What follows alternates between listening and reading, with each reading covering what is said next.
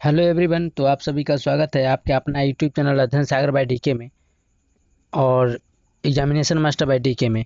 तो एक अन्य यूट्यूब चैनल है अध्ययन सागर बाय डीके और उसको भी आप लोग जो है सब्सक्राइब कर सकते हैं। एग्जाम से संबंधित मोस्ट इम्पोर्टेंट कंटेंट उस पर भी प्रोवाइड कराया जाता है। तो क्लास 10 से संबंधित मोस्ट इम्पोर्टेंट कंटेंट जो है सो एग्जामिनेशन मास्टर बाय डीके पर आप लोग को कंटेंट प्रोवाइड कराया जा रहा है। तो हम चैप्टर वाइज ऑल सब्जेक्ट का जो है सो चैप्टर वाइज ऑब्जेक्टिव क्वेश्चन और सब्जेक्टिव और थ्योरी भी करते हैं। तो पहले हम ऑब्जेक्टिव क्वेश्चन कवर करते हैं। तो फिजिक्स और केमिस्ट्री का जो है सो बुक से लेकर गाइड तक हम फिजिक्स और केमिस्ट्री और बायोलॉजी कर चुके हैं। तो बायोलॉजी यह चल रहा है चैप्टर वाइज। तो आज हम लोग पढ़ने वाले हैं हमारा पर्यावरण आवर इन्वायरमेंट से our environment chapter wise objective question. तो जो है सो इसका पिछला भाग में जो है सो पिछला वीडियो में जो है सो हम इसका पिछला चैप्टर कर चुके हैं। तो आप लोग नहीं देखें तो प्लेलिस्ट बना हुआ है, आप लोग जाके प्लेलिस्ट चेक से कर सकते हैं। तो एग्जाम से संबंधित मेरा प्रयास रहेगा कि आपका कोई भी कंटेंट कोई भी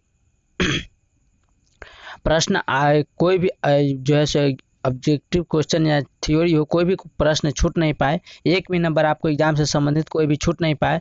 तो आप लोग का ये बस एक ही प्रयास है, आप लोग से एक ही रिक्वेस्ट है कि इस चैनल पर नए हैं तो चैनल को सब्सक्राइब करके नोटिफिकेशन कॉल कर लीजिए और अपने दोस्तों को साथ शेयर कीजिए, अपने स्टेटस में लगाइए और ज़्यादा से ज़्यादा इस वीडियो को शेयर करिए। और वीडियो अच्छा लगे तो लाइक करना नहीं भूलेगा और फीडबैक में बताइएगा वीडियो कैसा लगा, क्योंकि फीडबैक नहीं देना भूलेगा वीडियो आप लोग को कैसा लगा और किस टॉपिक पर अगला वीडियो चाहिए, हिंदी पर या सोशल साइंस या जिस टॉपिक पर चाहिए आप लोग कमेंट सेक्शन में बता सकते हैं।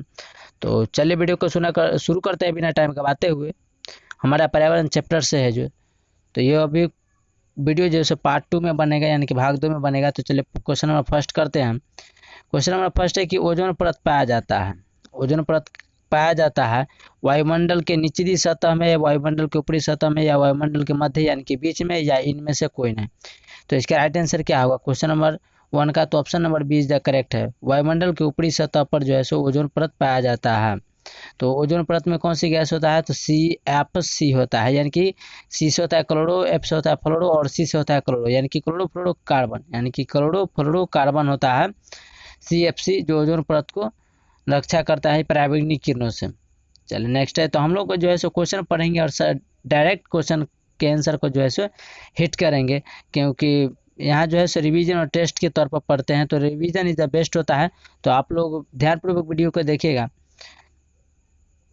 क्वेश्चन नंबर सेकंड है कि सभी जीव जंतुओं के लिए ऊर्जा का अंतिम स्रोत क्या है? ऊर्जा जिसको एनर्जी बोलते हैं, तो एनर्जी के लिए अंतिम स्रोत किसे कहते हैं? जिस वस्तु, मान के चले प्रकाश का स्रोत, चाहे किसी भी स्रोत, जिस वस्तु से हमें आवश्यकता अनुसार वस्तु मिल रहा होता है, मान कर चले प्रकाश का स्रोत किसे कहते हैं? तो जिस वस्तु से प्रकाश निकलता है उसे प्रकाश का स्रोत कहते हैं। चाहे ऊर्जा का स्रोत किसे कहते हैं, यहाँ पर ऊर्जा का स्रोत का जिक्र किया गया है। तो ऊर्जा का स्रोत कहने का मतलब है जिस वस्तु से ऊर्जा निकलता है, ऊर्जा हमें मिलता है, उसे ही ऊर्जा का स्रोत कहते हैं। ठीक है। तो क्वेश्चन है कि जीव जंतुओं के लिए ऊर्जा का अंतिम स्रोत इनमें से क्या है? तो क्वेश्चन नंबर 2 का जो राइट आंसर होगा ऑप्शन नंबर सी है, सूर्य है। अंतिम स्रोत क्या है? तो सूर्य इज द राइट आंसर हो जाएगा। नेक्स्ट है, पारिस्थितिक तंत्र में ऊर्जा का प्रवाह होता है। पारिस्थितिक तंत्र में ऊर्जा का प्रवाह किस होता है? एक दिशीय होता है या द्विदिशीय होता है या बहुदिशीय या किसी भी दिशा में होता है? तो क्वेश्चन नंबर 3 का right answer option number A is the correct है। एक दिशीय होता है। पारिस्थितिक तंत्र में ऊर्जा का प्रवाह एक दिशीय होता है। तो क्वेश्चन को आप लोग ध्यानपूर्वक देखिए। अगर कहीं भी क्वेश्चन अटेम्प्ट करने, आंसर को अटेम्प्ट करने से पहले, आंसर देने से पहले क्वेश्चन को ध्यानपूर्वक समझिए। देखिए किसी भी चीज़ को समझेंगे तभी उत्तर देने में जो है सो आप बिना हिचकिचाहट के उत्तर दे पाएंगे। तो क्वेश्चन को ध्यानपूर्वक एक बार दो बार पढ़िए। हमको लगे तो एक बार दो बार भी हम क्वेश्चन को रिवाइज जो है सो कर देंगे। तो रिवीजन इज द बेस्ट होता है। तो क्वेश्चन को ध्यानपूर्वक पढ़िएगा जब तक क्वेश्चन समझ में ना आए। मान लीजिए एक बार में नहीं समझ में आया, दो बार में समझ में, लेकिन क्वेश्चन को समझने के बाद ही आंसर टिक कीजिएगा, ये काफ़ी आंसर सही होगा। चलिए नेक्स्ट है। और फ्री PDF या नोट्स के लिए हमारे इस वीडियो के डिस्क्रिप्शन में सोशल मीडिया का लिंक दिया गया है। फेसबुक, इंस्टाग्राम या टेलीग्राम, कहीं भी आप examination master by D K search करके हमसे जुड़ सकते हैं और एग्जाम से संबंधित या लाइव से संबंधित किसी भी डिस्कशन हो, कोई भी समस्या हो, आप वहां पे समाधान पा सकते हैं, डिस्कशन कर सकते हैं। तो क्वेश्चन नंबर 4 है कि मैदानी पारिस्थितिकी तंत्र में तृतीयक उपभोक्ता है। मैदानी पारिस्थितिकी तंत्र में तृतीयक उपभोक्ता क्या है? तो क्वेश्चन नंबर 4 का जो right answer option number D is the correct है, सर्प है, जिसको स्नेक बोलते हैं। Option number D is the correct answer हो जाएगा। नेक्स्ट करते हैं, निम्नलिखित में से कौन सा समूह जैव निम्नीकरणीय पदार्थों का है? निम्नलिखित में से कौन सा समूह है जो जैव निम्नीकरणीय पदार्थों का है? तो क्वेश्चन नंबर 5 का जो राइट आंसर होगा option number C is the correct है, फलों के छिलके और गोबर पेपर। तो निम्नलिखित में से कौन सा है जो जैव समूह जो जैव निम्नीकरणीय पदार्थों का है? तो फल के छिलके यानी कि कोई भी फ्रूट का छिलका हो, और गोबर या पेपर। नेक्स्ट करते हैं, ओजोन परत का अवक्षय के लिए मुख्य रूप से कौन जिम्मेदार है? तो क्वेश्चन नंबर फर्स्ट में ही हम बता दिए हैं, CFC यानी कि chlorofluorocarbon. Option number C is the correct answer हो जाएगा क्वेश्चन नंबर 6 का। क्लोरोफ्लोरोकार्बन इसका फुल फॉर्म होता है, तो पूरा नाम भी पूछ लिया जाता है। तो देखिए यहाँ पर हो गया CO2 यानी कि कार्बन डाइऑक्साइड गैस हो गया, SO2 यानी कि सल्फर डाइऑक्साइड, और NO2 यानी कि नाइट्रोजन ऑक्साइड। चलिए नेक्स्ट है क्वेश्चन नंबर 7 है। तो आप लोग परमाणु संख्या और संकेत भी आप याद कर लीजिएगा, क्योंकि इससे भी आपको कुछ ना कुछ नंबर जैसे 2-4 नंबर आपको दिला देता है। तो ये भी क्वेश्चन पूछता है, तो आप लोग ये भी याद कर लीजिएगा। अगर आप लोग नहीं पढ़े या नहीं देखे हैं तो कमेंट सेक्शन में बताइएगा, उस पर भी आप लोग को वीडियो नहीं तो नोट्स प्रोवाइड करा देंगे टेलीग्राम चैनल पर। तो आप लोग टेलीग्राम चैनल या इंस्टाग्राम या फेसबुक कहीं भी आप ज्वाइन कर सकते हैं, examination master bye DK search करके। नेक्स्ट है कि किस पारिस्थितिकी तंत्र में ऊर्जा का ग्रहण करने वाले होते हैं? किस पारिस्थितिकी तंत्र में ऊर्जा का ग्रहण जो है सो करते हैं? तो क्वेश्चन नंबर 7 का जो राइट आंसर होगा option number A is the correct है, उत्पादक जो है सो पारिस्थितिक तंत्र में जो है सो ऊर्जा का ग्रहण करने वाले होते हैं। नेक्स्ट है, निम्नलिखित में कौन उत्पादक है? निम्नलिखित में कौन उत्पादक है यानी कि कौन उत्पादक है, प्रोडक्शन करता है? तो क्वेश्चन नंबर 8 का जो राइट आंसर होगा option number D is the correct है, घास जो है सो उत्पादक है। चलिए नेक्स्ट करते हैं, क्वेश्चन नंबर 9 है कि एक आहार श्रृंखला फूड चैन में, आहार श्रृंखला जिसको इंग्लिश में फूड चैन कहते हैं, में शाकाहारी से निर्माण होता है। तो शाकाहारी दुनिया में 3 जीव पाए जाते हैं, शाकाहारी, सर्वाहारी और मांसाहारी। तो जो सिर्फ मांस खाते हैं, मांस के रूप में वो अपना भोजन यूज करते हैं, वो मांसाहारी कहलाते हैं। और वैसा जीव जो सिर्फ शाकाहारी यानी कि साग सब्जी खाते हैं, उसे शाकाहारी कहते हैं। वैसा जीव जो मांस मछली और शाकाहारी जैसे कि साग सब्जी दाल दलहन खाता है, उसे सर्वाहारी कहते हैं। तो एक आहार श्रृंखला यानी कि फूड चैन में शाकाहारी से निर्माण होता है, क्या निर्माण होता है?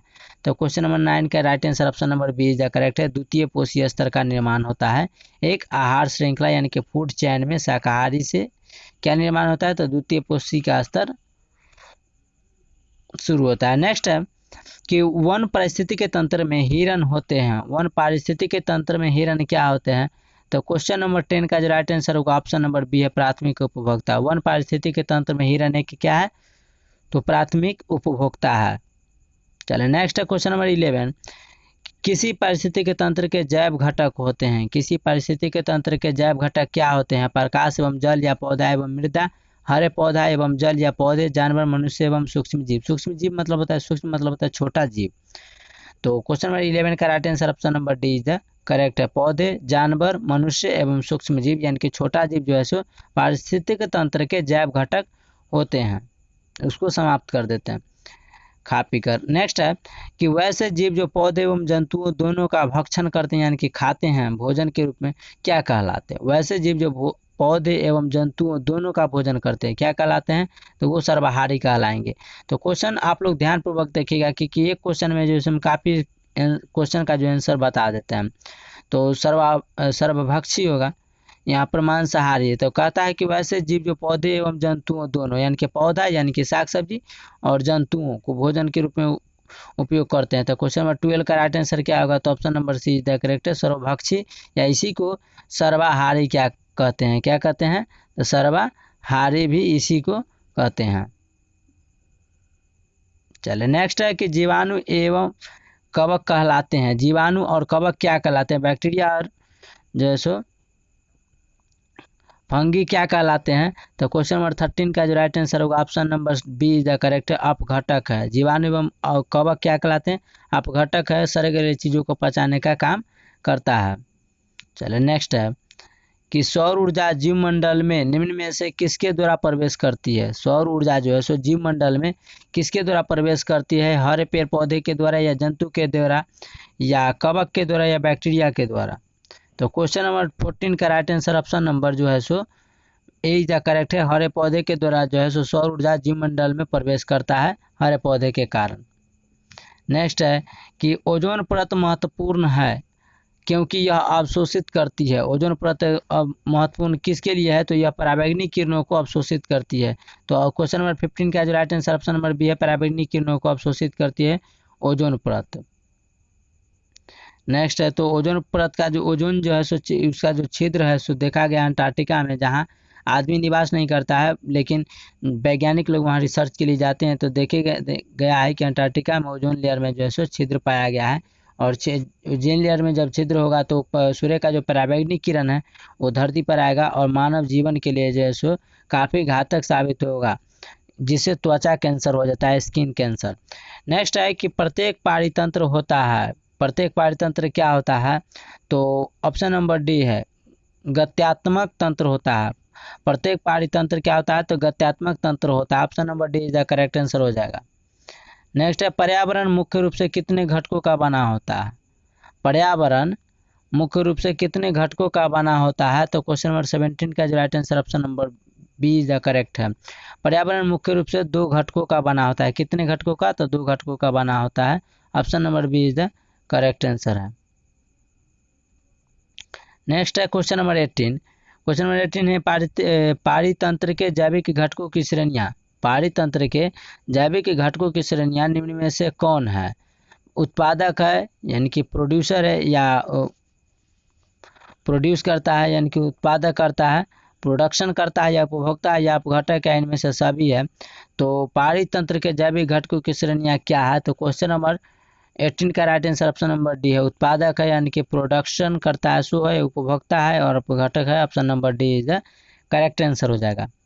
नेक्स्ट है पर्यावरण के अंतर्गत आते हैं। तो पर्यावरण के अंतर्गत क्या आते हैं? जलमंडल, स्थलमंडल, वायुमंडल, या इनमें से सभी?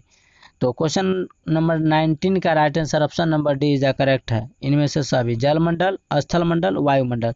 वायु मतलब जिसको आकाश हो गया, और जलमंडल जो जल में हो गया, और स्थलमंडल जो धरती हो गया। ये तीनों जो पर्यावरण के अंतर्गत आते हैं, जिसको वायुसेना, जल सेना और थल सेना भी बोलते हैं। तो वायुसेना हो गया, वायुसेना हो गया क्या? वायुसेना जो हो गया वो हमारा, जल सेना हो गया नेवी, और थल सेना हो गया आर्मी, और वायुसेना जो ऊपर वायु में जो है सो मार करता है ऊपर से ऊपर, यानी कि। नेक्स्ट है कि अधिकतम ऊर्जा किस स्तर पर रहती है? अधिकतम ऊर्जा किस स्तर पर रहती है? उत्पादक, या प्राथमिक उपभोक्ता, या द्वितीय उपभोक्ता, या तृतीयक उपभोक्ता? तो अधिकतम ऊर्जा किस स्तर पर होती है? प्रथम, द्वितीयक, तृतीयक, या उत्पादक पर? तो क्वेश्चन नंबर 20 का जो राइट आंसर होगा option number A is the correct है, उत्पादक। तो अधिकतम ऊर्जा किस स्तर पर होती है? तो उत्पादक पर होती है। चले नेक्स्ट है, ओजोन परत के अवक्षय से कौन सी बीमारी होता है? तो त्वचा कैंसर होता है, स्किन कैंसर। क्या होता है? तो स्किन कैंसर होता है ओजोन परत के अवक्षय से, यानी कि फटने से। चलिए नेक्स्ट है, अंटार्कटिका के ऊपर, देखिए हम इससे संबंधित क्वेश्चन हम पहले ही बता दिए हैं। अंटार्कटिका के ऊपर ओजोन के स्तर में आई कमी को क्या कहा जाता है? अंटार्कटिका के ऊपर जो है सो ओजोन के स्तर में आई है कमी, छिद्र देखा गया, उसको क्या कहते हैं? तो क्वेश्चन नंबर 22 का जो right answer option number C है, ओजोन छिद्र कहते हैं। क्या कहते हैं? ओजोन छिद्र में जो है सो छिद्र हो गया है ओजोन छिद्र में। तो अंटार्कटिका के ऊपर जहाँ पर लोग वैज्ञानिक सिर्फ रिसर्च के लिए जाते हैं, खोज के लिए जाते हैं, वहाँ आदमी निवास नहीं करता है, बर्फ ही बर्फ है। निम्नलिखित में से तो कार्बन उत्सर्जन से जो सो सब एक बैठक हुआ है जिसमें से सभी देशों ने, पूरी दुनिया के देशों ने भाग लिया है और उसमें कहा गया है कि कार्बन को उत्सर्जन को कम किया जाए, क्योंकि जो है सो अंटार्कटिका से बर्फ जो है सो पिघल रहा है और बर्फ को पिघलने से जो है सो समुद्र का स्तर जो है सो जल स्तर यानी कि पानी का स्तर जो है सो यानी कि पानी जो है सो बढ़ रहा है, जिसके कारण अगर दुनिया में देखा जाए तो सबसे तेजी से शहर डूबने वाला है तो अपना देश का मुंबई शहर जो है सो सबसे तेजी से डूब रहा है। तो कार्बन डाइऑक्साइड को उत्सर्जन से बचा जिसके टेम्परेचर में कमी आएगा, नहीं तो टेम्परेचर बढ़ेगा, कार्बन डाइऑक्साइड उत्पन्न होगा तो अंटार्कटिका का बर्फ जो है सो चट्टान पिघल रहा है और जिसके कारण जो समुद्र का लेवल पानी का स्तर जो है सो बढ़ रहा है और पता चलेगा जितना भी देश या महाद्वीप है, चाहे कोई भी द्वीप है, वो जल्द ही समुद्र में समा जाएगा। नेक्स्ट है कि निम्नलिखित में से कौन एक जलीय आहार श्रृंखला है? निम्नलिखित में कौन एक जलीय आहार श्रृंखला है? तो क्वेश्चन नंबर 23 का राइट आंसर क्या होगा? तो ऑप्शन नंबर बी, शैवाल। शैवाल खाता है जलीय कीट को और जलीय कीट खाता है मछली को। तो यह एक जलीय आहार श्रृंखला क्या है? जल में पूछा जा रहा है, तो जल में शैवाल होता है, शैवाल खाता है जलीय कीट को और जलीय कीट मछली खाता है, यानी कि शैवाल को जलीय कीट कहता है और जलीय कीट को मछली खा जाता है। चलिए नेक्स्ट है, निम्नलिखित में से किसे आप उपभोक्ता की श्रेणी में रखेंगे? निम्नलिखित में से किसे आप उपभोक्ता की श्रेणी में रखेंगे? तो हरे पौधे हैं, नील हरित शैवाल है, जंगली जानवर या फूल और पत्ते हैं। तो क्वेश्चन नंबर 24 का जो राइट आंसर होगा option number C is the correct है। जंगली जानवर को जो है सो उपभोक्ता की श्रेणी में रखेंगे। यह क्वेश्चन 2014 में फर्स्ट शिफ्ट में पूछा गया है और यह क्वेश्चन 14 के फर्स्ट शिफ्ट में, 2019 के सेकंड शिफ्ट में और 2021 के फर्स्ट शिफ्ट में पूछा गया। हरे पौधे के कहलाते हैं उत्पादक, स्वपोषी, अपघटक या उपभोक्ता या आहार श्रृंखला। तो इसका right answer option number is the correct हो जाएगा 25 का। तो स्वपोषी से भी आप ऐसे जो है वैसे जीव जंतु जो अपना भोजन वैसे जीव जंतु जो अपना भोजन खुद अपने पर निर्भर रहता है उसे स्वपोषी कहते हैं। तो ऐसे भी आप लोग याद रख सकते हैं, स्वपोषी या उत्पादक कहलाते हैं हरे पेड़ पौधे। चलिए नेक्स्ट है कि घास स्थलीय परितंत्र में उत्पादक है। घास स्थलीय परितंत्र में उत्पादक कौन सा है? तो क्वेश्चन नंबर 26 का जो राइट आंसर होगा option number is the correct है, घास, जिसको इंग्लिश में क्या कहते हैं? ग्रास कहते हैं। तो option number is the correct answer हो जाएगा।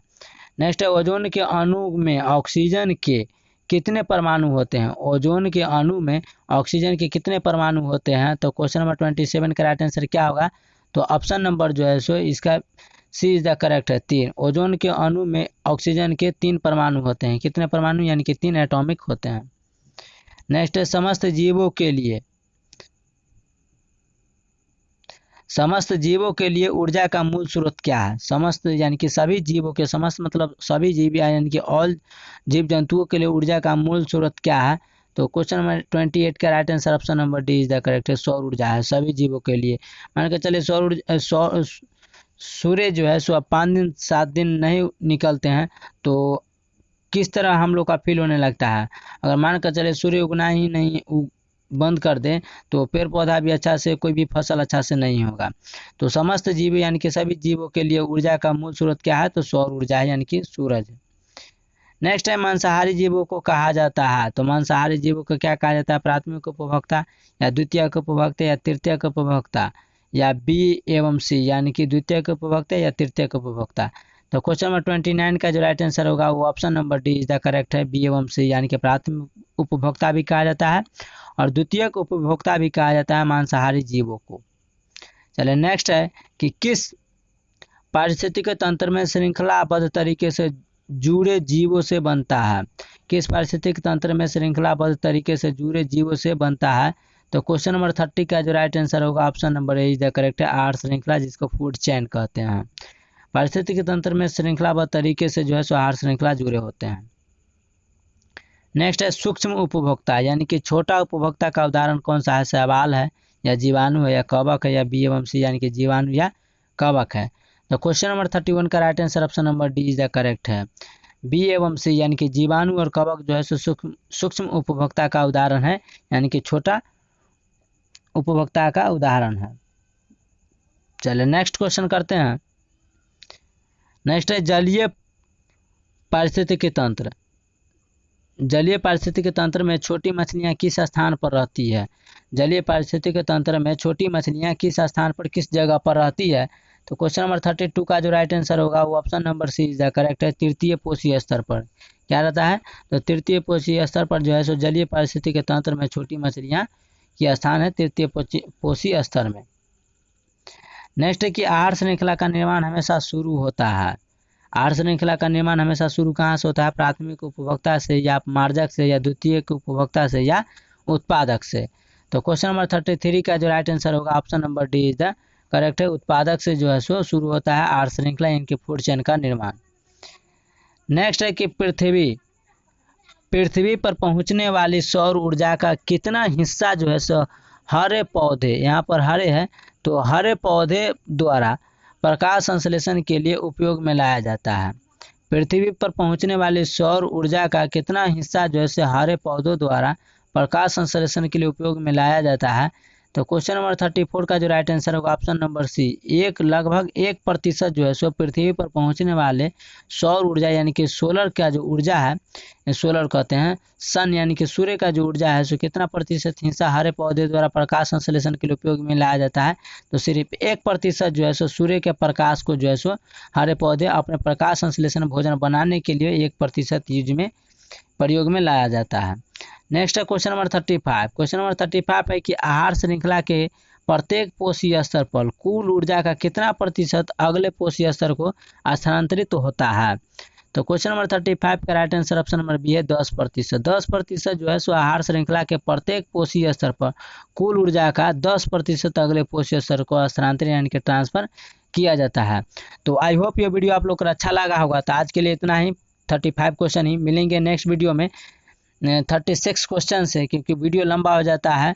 तो कमेंट सेक्शन में आप लोग कहते हैं कि वीडियो सर लंबा हो जाता है, लेकिन मेरा सब प्रयास रहता है कि एक चैप्टर का वीडियो जो है सो क्वेश्चन जो है सो एक ही वीडियो में करा दे, लेकिन वीडियो लंबा हो जाता है तो आप लोग भी कमेंट करने लगते हैं कि सर वीडियो लंबा हो जाता है ज़्यादा। तो आज के लिए इतना है, मिलेंगे नेक्स्ट वीडियो में नेक्स्ट क्वेश्चन के साथ। तो वीडियो अगर अच्छा लगा तो लाइक कीजिएगा, क्योंकि एक लाइक आप लोग का किया हुआ हमें मोटिवेट करता है अगला नेक्स्ट वीडियो लाने में। इसे पता चलता है कि आपको एग्जाम से संबंधित मोस्ट कंटेंट जो है सो फ्री में प्रोवाइड कराया जा रहा है। मेरा प्रयास है कि एक भी क्वेश्चन आपको, एक भी नंबर आपको छूट नहीं पाए, क्योंकि एग्जामिनर जब भी क्वेश्चन पूछता है तो चैप्टर वाइज ही पूछता है। चैप्टर से 1 हो या 2 हो या 3 हो, चाहे कितना भी क्वेश्चन हो, लेकिन चैप्टर से ही क्वेश्चन उठाता है। ऐसा नहीं कि 10th का एग्जाम देने जा रहे हैं 12th का क्वेश्चन पूछ रहे हैं। तो चैप्टर वाइज हम सभी सब्जेक्ट का चैप्टर वाइज हम ऑब्जेक्टिव थ्योरी जो भी क्वेश्चन हो करा देंगे। आप सिर्फ ध्यानपूर्वक पढ़ाई पर फोकस कीजिए, और वीडियो अच्छा लगे तो ज़्यादा से ज़्यादा शेयर कीजिए और अपने दोस्तों को जोड़िए, क्योंकि कोई दूसरों का भला तो अपना भी भला होगा, क्योंकि अच्छा कर्म ही अच्छा फल दिलाता है, आज न कल। देर होता है लेकिन अंधेर नहीं होता है। तो दोस्तों को जोड़िए और स्टेटस ग्रुप में लगा लीजिए, और अपने स्टडी ग्रुप में शेयर करना नहीं भूले वीडियो को। तो आज के लिए इतना है, थैंक यू, जय हिंद, जय भारत।